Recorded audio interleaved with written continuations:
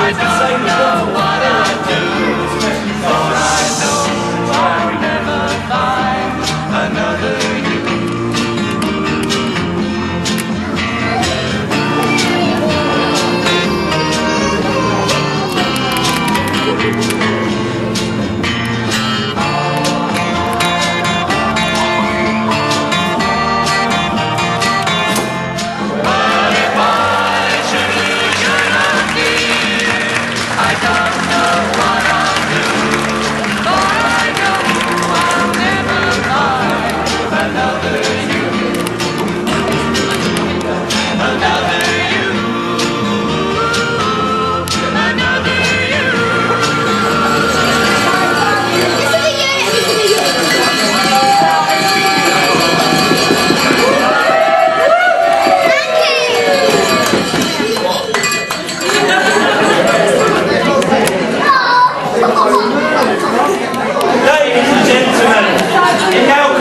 Time of day I'm sure you've all really been waiting for, the speeches.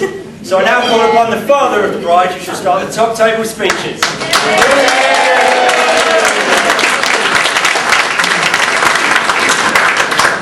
I actually memorised this, but I couldn't, so I'm going to read it for you.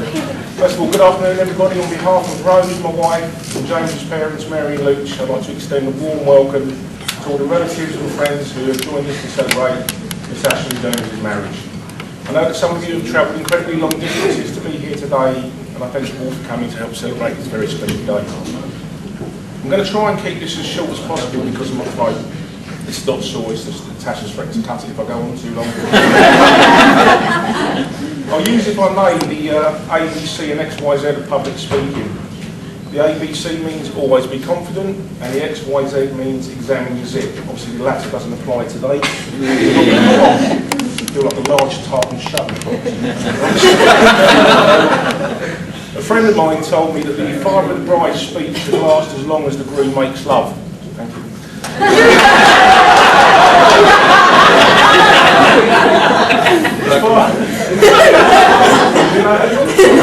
As far as the bride, I had the pleasure of making the first speech and being the warm-up act for the star speakers. Obviously the groom and the best man, who I'm sure are just edging to get up here. Hey guys. As I look around the room today, I see many friends and family, and I hope you all have a wonderful afternoon and a great evening. I'm also pleased to formally welcome James into the family, although as far as we're concerned he's been a part of our family for quite a while now. During that time that we've known James, we've come to realise how special he is to Tash. Anyone can see that they're made for each other, and I'm sure you agree they're a perfect couple. Today, I must admit, I am the proudest dad in the world to be accompanied Natasha down the aisle, and I think you all agree that she looks absolutely stunning. My wife Rose and I are both very proud of how she's grown up, and we're both delighted that she's found someone whom she obviously loves and cares for so much.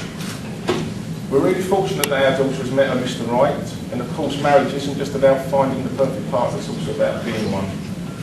Natasha has made such a success of her life and career so far that we're sure that her marriage to James will be just as successful.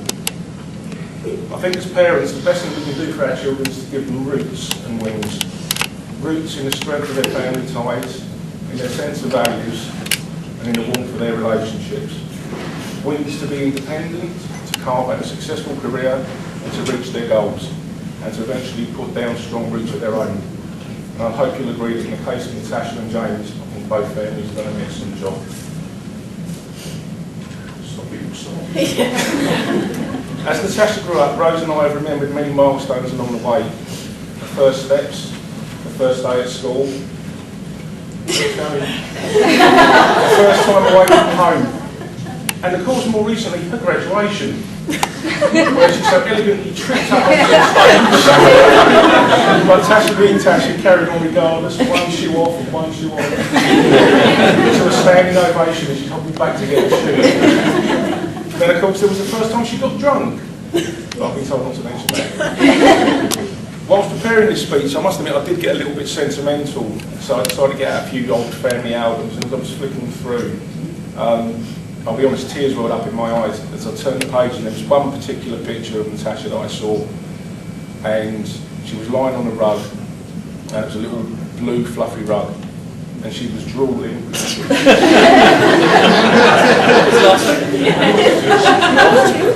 No, she was laid out in this little rug and she was drooling and she was pointing at the camera lens, and she looks an absolute treasure, so she tried to stand up on her wobbly little legs. Never forget her 18th birthday. Every father hopes that his daughter will find a reliable, sensible and considerate partner, and as much as you try not to interfere in their lives, you always hope the children will make the right choices, and Natasha chose James. I found James to be reliable, sensible and considerate. And I think Natasha's made an excellent choice, even though after 5 years my patio's still not finished. Some of you may not know that James actually chose the traditional route to ask me for the consent to marriage. He approached me late one evening and nervously asked my permission for Natasha's hand in marriage, and I of course accepted straight away before he could change his mind.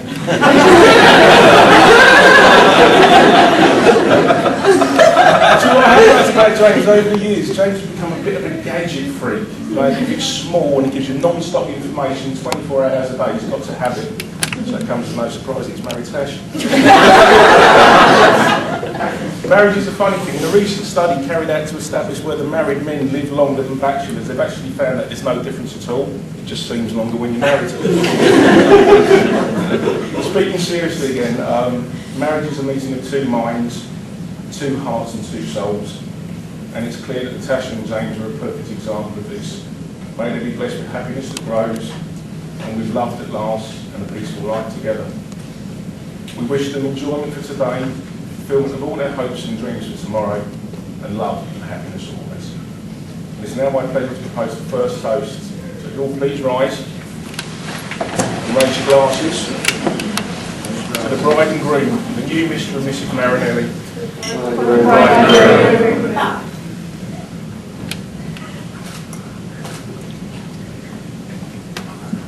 And now I'll hand you over to James.